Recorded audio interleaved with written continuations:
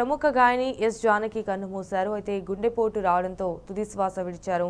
మైసూరు ఆసుపత్రిలో చికిత్స పొందుతూ ఆమె మృతి చెందారు.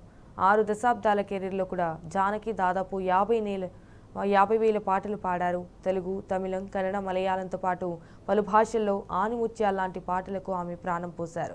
సినీ సంగీత ప్రపంచంలో తనకంటూ ప్రత్యేక గుర్తింపును తెచ్చుకున్నారు. అయితే నైటింగేల్ ఆఫ్ ఇండియాగా ఎస్ జానకి ఖ్యాతికెక్కారు. తన గాన మాధుర్యంతో ఎన్నో అవార్డులు, రివార్డులను కూడా సొంతం చేసుకున్నారు. కొంతకాలం కింద కుమారుడు మృతి చెందడంతో కూడా జానకి తీవ్ర మనోవేదనకు గురయ్యారు.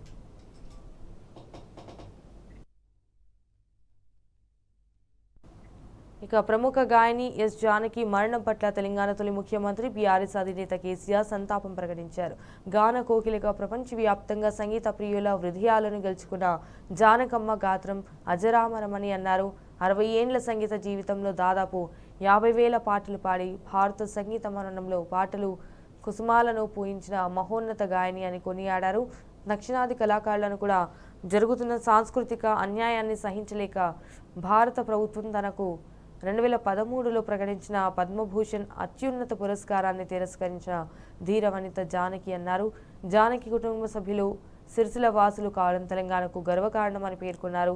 జానకమ్మ మరణంతో శోకసప్తులైన వారి కుటుంబ సభ్యులకు, అభిమానులకు కేసీఆర్ తన ప్రగాఢ సానుభూతిని తెలిపారు. జానకి ఆత్మకు శాంతి చేకూరాలని ప్రార్థించారు.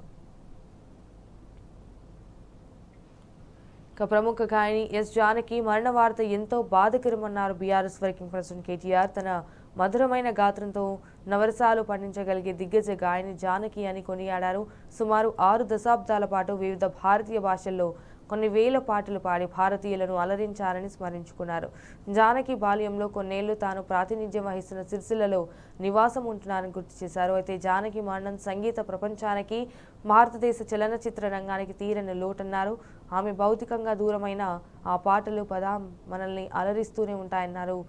ఎస్ జానకి ఆత్మకు శాంతి చేకూరాలని ప్రార్థించారు. ఆమె కుటుంబ సభ్యులకు, అభిమానులకు కేటీఆర్ తన ప్రగాఢ సానుభూతిని తెలియజేశారు.